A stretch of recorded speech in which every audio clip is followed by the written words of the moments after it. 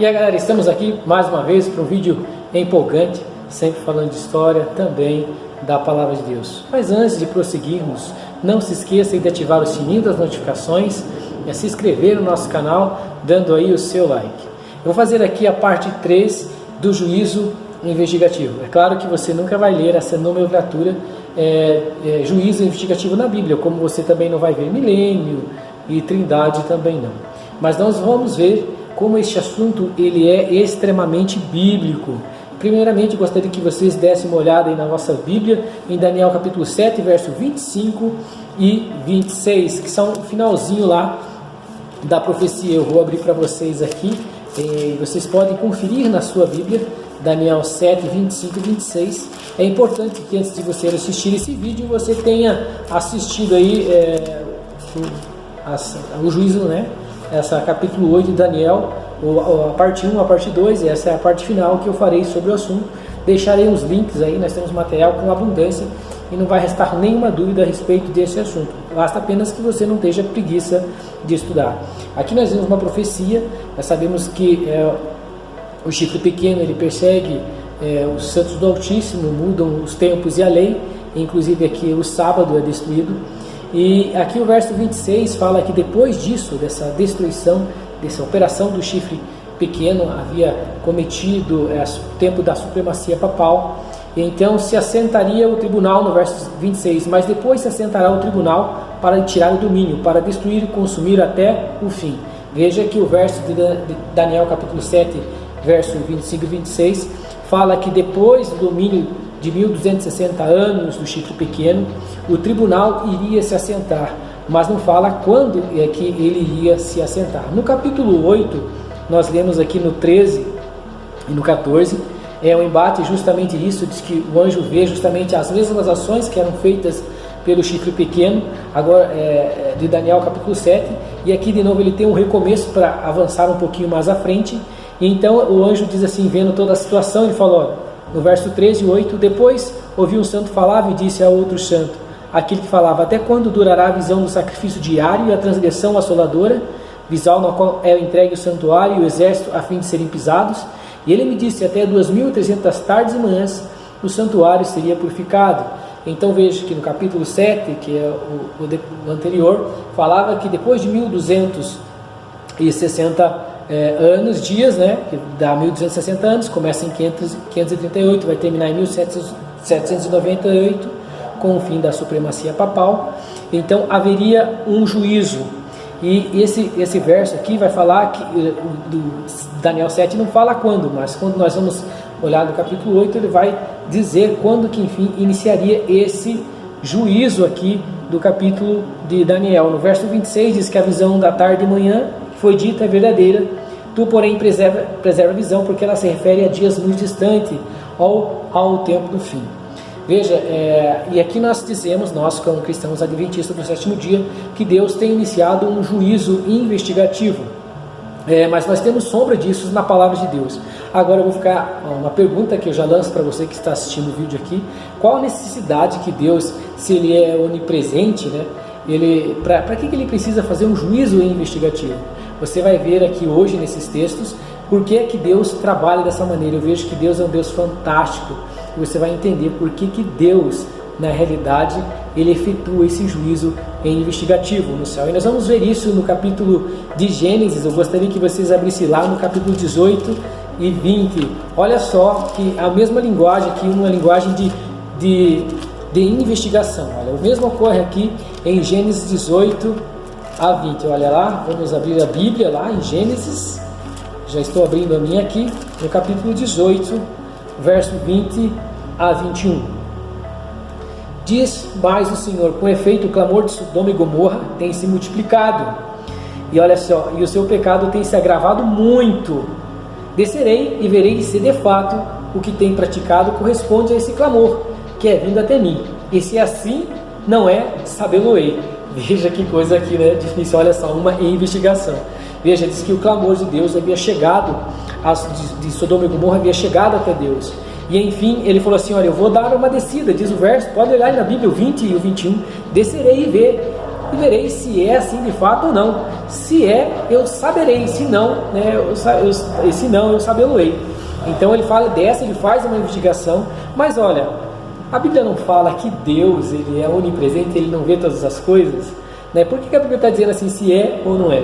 Mas o que aconteceu é que Deus, quando Deus apareceu para Abraão, aqui, ele vem na companhia de 2 anjos, né? Você pode ler aqui, nós lemos o 21, e tem aqui no verso 10 também, ó, que diz assim, certamente voltarei e darei, no 18, perdão, né? O verso aqui fala que Deus apareceu para Abraão, né? Ele estava na companhia de dois homens, né? E apareceu a Abraão. Então, e esses homens que apareceram a Abraão, né? Depois que ele conversa, ele entende ali que um deles é Jesus, que esteve lá conversando com Abraão. No verso 19, vai falar ali, tem alguns títulos na Bíblia que fala que Ló recebe 2 anjos em sua casa. Veja, que Deus desceu para ver se o clamor de Sodoma e Gomorra era de fato verdade ou não. E ele fica conversando com Abraão, mas ele já de fato, quando você vai ler a história, ele fala, vou ocultar ou não o que farei da cidade de Sodoma e Gomorra a Abraão. E ele começa a conversar com Abraão, e Abraão fala, mas porque o seu sobrinho Ló morava lá, mas se tiver na cidade, Senhor Deus, 50, não, por amor de 50 não destruirei. E começou lá aquela conversa. Se tiver 40, não, por amor aos 40 não destruireis. A cidade, enfim, que não sobrou nem 10 justos que haviam na cidade. Então esses 2 homens que estavam lá eram anjos, mas veja que Deus já tinha por determinado destruir a cidade. Mas quem que Deus envia para a cidade, para dar uma olhada na cidade lá, são os anjos. Os anjos vão na cidade e eles andam na cidade. Quando chegam na cidade, eles ficam na praça, Ló vem receber eles, mas os homens vêm para querer ter relações sexuais com eles, né? Ló protege esses homens, não conhecendo que eram anjos a princípio, e afinal aqui que até que ele ofereceu as próprias filhas para que esses homens não pudessem tocar nesses homens. E acontece o seguinte, que eles tentam romper a porta, os anjos ferem eles de cegueira, e esses 2 anjos tiram Ló e sua família da cidade de Sodoma e Gomorra e pedem para que não olhe para trás, né, porque Deus está grandemente irado e Deus consome aquela cidade ali. Olha, que coisa interessante, é isso mesmo aqui que funciona no céu, da mesma maneira. Deus sempre trabalhou dessa maneira. Os anjos, eles não são onipresentes e nem onipotentes, mas o Deus de amor que nós temos, ele poderia não ter dado satisfação nenhuma, não trazer anjo nenhum, mas Deus, ele trabalha de modo limpo e claro para todo o universo. Ele trouxe os anjos na sua companhia, e os anjos puderam testificar a razão pelo qual ele iria destruir Sodoma e Gomorra, e assim participaram do juízo. E o que os anjos fizeram ali na cena de Sodoma e Gomorra? Foram enviados para tirar os filhos de Deus, os justos, poucos que tinham, da cidade, que era Ló e suas 2 filhas. Infelizmente a mulher acabou olhando para trás, voltando para trás, olhando para trás, que a gente no sentido de amar as coisas que haviam em Sodoma e Gomorra, e virou em uma estátua de sal. Veja só, e essa é a razão que nós trabalhamos com esse juízo investigativo. Os anjos trabalham no céu, acompanham esse ministério. Quando você lê o livro de Apocalipse, um sai com 7 trombetas, estão diante do trono, eles estão acompanhando as cenas finais aqui nessa terra. Então é claro que por essa razão que Deus, ele trabalha desse modo limpo. Ele vai estar lá no céu explicando, vamos fazer o juízo aqui, e eu vou colocar o nome de tal pessoa, você acompanhou a história dele e tal, e tudo mais, olha, ele se entregou a mim, eu não se entregou. Os anjos olharão, e eles falam, puxa vida, Senhor, realmente eu concordo. E essa cena de os anjos tirando Ló de Sodoma e Gomorra é a cena que nós teremos nos finais, quando Jesus estiver voltando com os seus anjos. Nós vamos ler aqui no livro de Mateus 24, 31.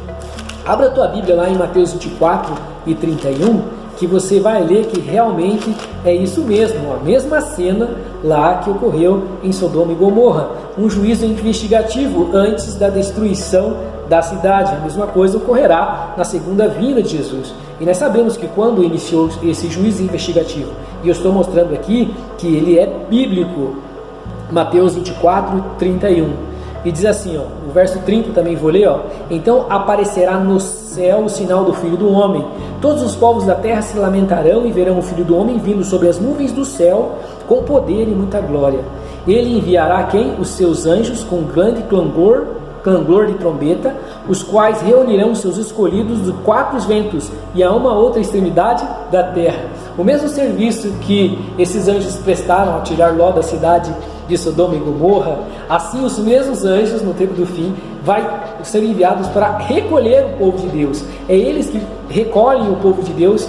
E o seguinte, então se eles estão recolhendo, porque eles não são oniscientes nem presentes, eles acompanharam o juízo para saber quem é que iriam levar. A Bíblia fala que são eles que separam, né? A Bíblia fala eles que pegam os filhos de Deus e levam para Deus, porque antes participaram no juízo que teve no céu, e quando eles vêm agora com o Senhor Jesus, eles sabem a quem deve levar.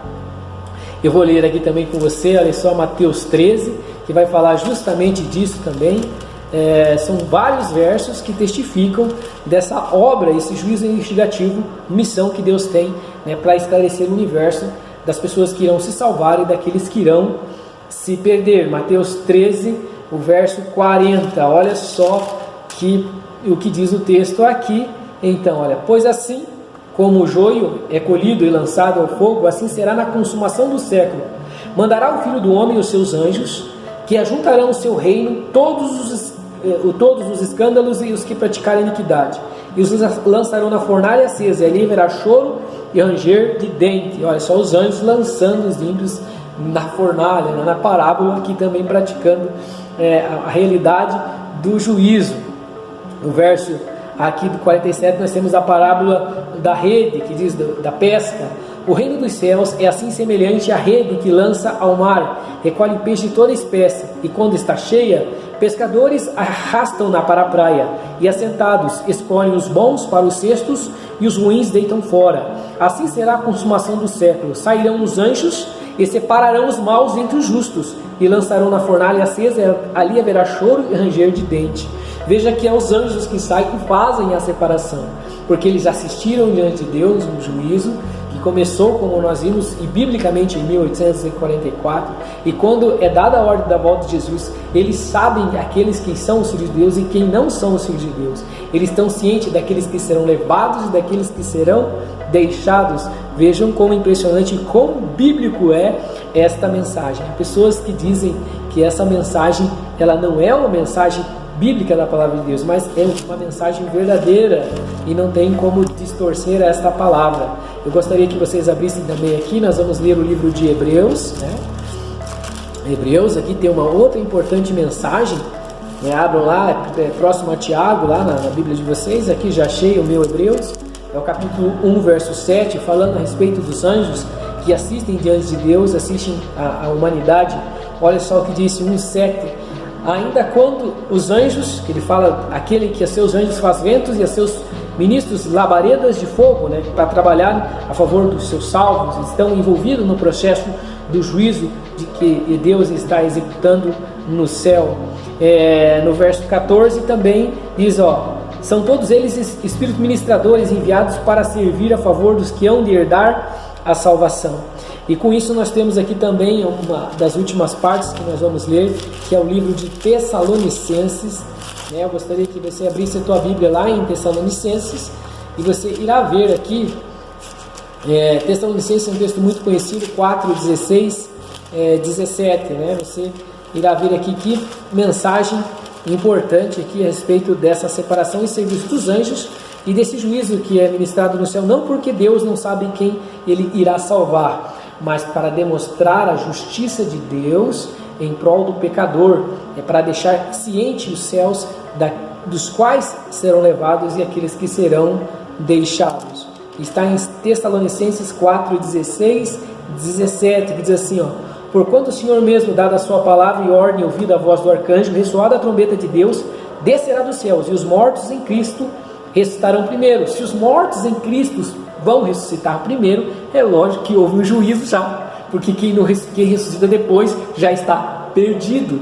Então, na volta de Jesus, já foi efetuado um juízo, esse juízo, o qual nós chamamos de investigativo, ele já aconteceu, porque os anjos já têm noção de quem vai, e a alegria daqueles que recebem a notícia da salvação já está no coração deles, e o terror dos ímpios, porque já foram condenados. Então isso é claramente que existe essa mensagem de juízo antes, né, anterior à volta de Jesus, o que será definido quem estará com Cristo e quem não estará com Cristo. Depois nós, os vivos que ficarmos, seremos arrebatados juntamente com Ele entre as nuvens para o encontro do Senhor nos ares, e assim estaremos para sempre com o Senhor. Consolai, pois, uns outros com estas palavras. E assim é que Deus trabalha. Eu vou ler a última parte, que está em Apocalipse 14, né, que é o último livro da Bíblia, e eu vou terminar essa mensagem aqui para que vocês entendam, né, que quando falamos de juízo investigativo, não se trata de uma invenção, mas de algo que claramente é descrito na Escritura, que está acontecendo neste momento. Eu vou ler aqui, o capítulo 14, o 17 e o 20. Deixa eu achei aqui, olha só que diz assim, é da ceifa, né? Fala que, depois você pode ler, contextualizar na sua Bíblia, fala que tinha um anjo com uma foice afiada, fala, olha, a vítima da terra, ela está para ser colhida, está madura. Mas no verso 17 diz assim, que então saiu do santuário que se encontra no céu outro anjo, tendo ele mesmo também uma foice afiada, saiu do altar outro anjo, aquele que tem autoridade sobre o fogo, e falou com a voz que tinha a foice afiada, dizendo: toma a tua foice afiada, ajunta os cachos da videira na terra, porquanto são as uvas estão amadurecidas. Então o anjo passou sua foice na terra, vitimou a videira da terra e lançou no grande lagar da cólera de Deus. E o lagar foi pisado fora da cidade, correu sangue no lagar até os freios dos cavalos, numa extensão de 1.600 estádios. Nós vemos aqui que os anjos acompanham esse ato de justiça que está sendo efetuado no céu. Começou em 1844 e quando ele vem está tudo definido. Os anjos é que separam, eles sabem quem deve ser levados, né? Os anjos, como eu disse para você, como no caso de Sodoma e Gomorra, eles foram lá para testificar e para tirar os filhos de Deus. Jesus, quando desceu lá, falou: descerei para ver se assim é ou não é. Ele já sabia, mas ele desceu para que os anjos testificassem se realmente era assim. E olha como que Deus é maravilhoso, sabe? Ele não trabalha nas escuras, ele esclarece todos os seus atos de justiça. Tudo que ele vai fazer, o universo, aqueles que acompanham, aplaudem as suas decisões, porque Deus mostra realmente o castigo dos ímpios, né? As suas oportunidades. Você hoje está tendo a oportunidade de salvação, não a desperdice. Que Deus abençoe você, que você se volte para Deus, porque Ele está voltando, sabe? E quando você morreu, meu filho, o teu destino já foi selado, sabe? O teu caso está sendo acompanhado, né? E decidirá nos registros dos céus se você vai fazer parte da primeira ou da segunda ressurreição. Que diante da situação que nós estamos passando, do mundo caótico, nos voltemos para Deus, não por medo, mas por amor daquele que é a água e a fonte da nossa vida. Amém? Que Deus abençoe a todos. Um abraço em nome de Jesus. Amém.